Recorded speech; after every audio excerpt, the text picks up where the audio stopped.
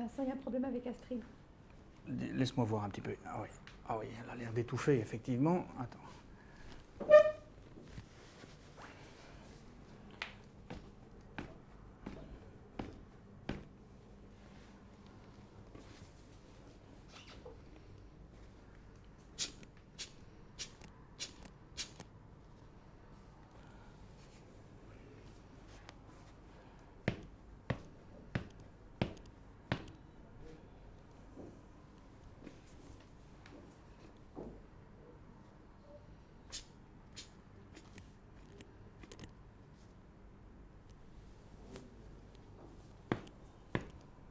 Ah, c'est tombé.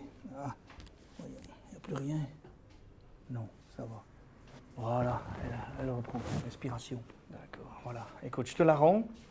Elle a sûrement un petit peu mal à la gorge, donc on va consulter un médecin, d'accord. Je vais attendre avec toi que le médecin arrive pour pouvoir vérifier qu'il n'y ait pas de lésion. D'accord.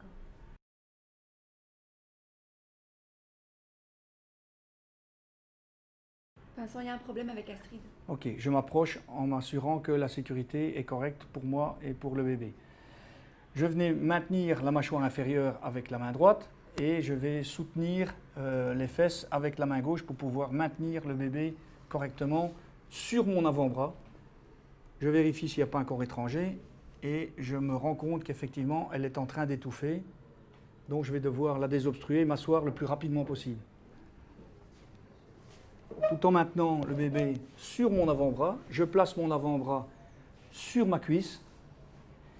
Et une fois que mon avant-bras est bien stabilisé sur ma cuisse, je vais faire 5 tapes dans le dos, entre les omoplates, avec le talon de la main, sans frapper sur l'occiput. 1, 2. Évidemment, je vérifie si le corps étranger n'est pas tombé. Comme ça n'est pas le cas, je vais devoir maintenant faire des compressions thoraciques et retourner le bébé sur lui-même. Je maintiens l'occiput avec la main, en tendant les bras, pour le maintenir toujours la tête plus basse que les fesses. Toujours le bébé sur mon avant-bras sur ma cuisse. Je vérifie qu'il n'y a pas de corps étranger. Je prends mes repères pour pouvoir faire les 5 compressions thoraciques.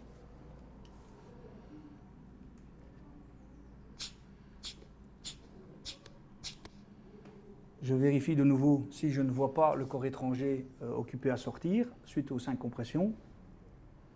Toujours rien, donc je maintiens de nouveau la mandibule inférieure et je le fais pivoter sur lui-même pour le remettre sur mon autre cuisse. Toujours bien stable, sur mon avant-bras et mon avant-bras sur la cuisse. À nouveau, 5 tapes dans le dos.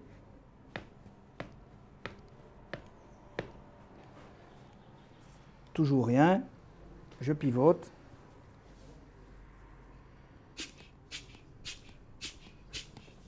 Cinq compressions, je regarde dans la bouche, toujours rien, je pivote à nouveau en maintenant la tête, toujours plus basse que les fesses. De nouveau 5 tapes dans le dos. Et là, je me rends compte que le corps étranger tombe à terre. Donc avant de le redresser, je vérifie convenablement que je ne vois pas d'autres morceaux du corps étranger dans la bouche. Je me rends compte qu'il se remet à respirer. Ok, parfait, il respire. Voilà, ok, la respiration est correcte. Je peux maintenant le rendre à sa maman et lui expliquer qu'il faut absolument qu'elle consulte le médecin parce qu'il pourrait y avoir des lésions au niveau de la trachée. Caroline, je te rends Astrid. Voilà. Il faut absolument consulter le médecin. Je vais attendre avec toi qu'il arrive pour s'assurer qu'il n'y a pas de lésion au niveau de la trachée. D'accord. D'accord ?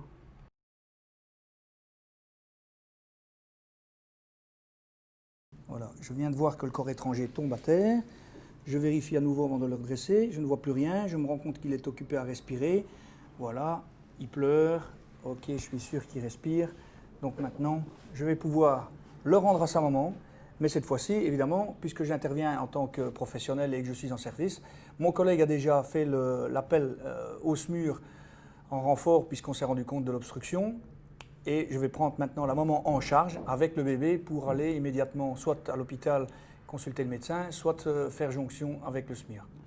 Madame, je vous rends Astrid. On va aller ensemble directement jusqu'à l'hôpital, voire éventuellement rencontrer le SMUR, puisqu'il pourrait y avoir des lésions au niveau de la trachée. Donc il faut absolument qu'on consulte soit le SMUR, soit le médecin sur place à l'hôpital. D'accord ?